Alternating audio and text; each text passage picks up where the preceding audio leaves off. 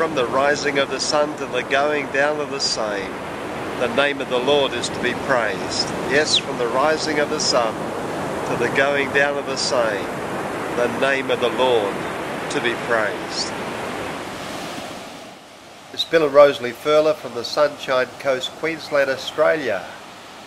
I'm forever grateful for Rosalie, who helps so much with this project, Church on the Beach. I really hope you're enjoying it. Let's continue on with this series, Having Faith for the Future. Remember, we have been drawing from the prophet Habakkuk and how he had to separate himself and see what the Lord had to say concerning the future. And what he saw is very relevant for you and I today. Check out the book for yourself, but I want to go to Psalm 46 this morning. So in the midst of all what's happening in the world, it says God is our refuge and strength. I'm very thankful for that we have a hope for the future, because he's always ready to help us in times of trouble. So we will not fear, no siree, when earthquakes come and the mountains crumble into the sea.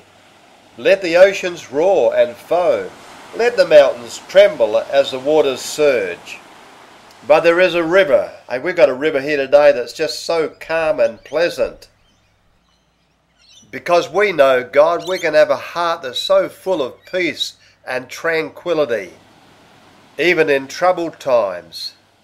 Psalm 46 verse 4, a river brings joy to the city of our God, the sacred home of the Most High. God dwells in that city. It cannot be destroyed. From the very break of day, God will protect it. The nations are in chaos and their kingdoms crumble. You can check that out on World News anytime you like. There'll be many lives shipwrecked, like this little boat being pulled in by the trawler here. You may feel that your life has been abandoned and washed up on the beach, and there you are left to die. But God wants to throw a lifeline to you today. So why don't you put your faith and trust in the Almighty? Because all things are possible with God, and He's got a purpose for your life and a future for you to behold. God's voice thunders and the earth melts. The Lord of heaven's armies is here among us. The God of Israel is our fortress. Come and see the glorious works of the Lord. See how He brings destruction upon the world. He causes wars to end throughout the earth. Can't wait for that day. Hey, you've got to keep the faith. You've got to believe in it. He breaks the bow and snaps the spear, burns the shields with fire. Now He says to His people, this is what He says, be still and know that I am God. I will be honoured by every nation. I will be honoured throughout the world. Remember, I mentioned that word last time. Think about it.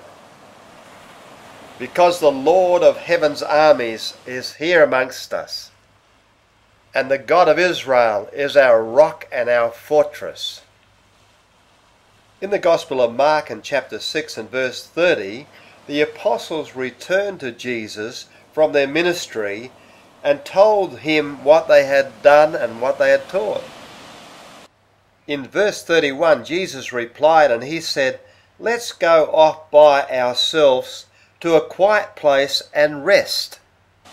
He said this because there were so many people coming and going that Jesus and His apostles had no time even to eat. Let me say this, that one of the hardest things that we can do in this busy, busy world, and all the distractions it sends at us, is to stop everything, to be still, to know that He is God, to come apart by yourself with Him and rest a while and see what He has got to say to you. It's a challenge and a great discipline to switch off the television, mobile phones, shut down Facebook for a while, even all your friends, come apart with Jesus. Many times we have to come apart before we fall apart. Personally, I just love to spend time in the presence of God. I want to hear what He's got to say. I want to fulfill the call of God and walk in it. And I'm sure that wherever you are, that God wants you to separate yourself and spend time in His presence. And let your life arise and shine like this beautiful sunrise.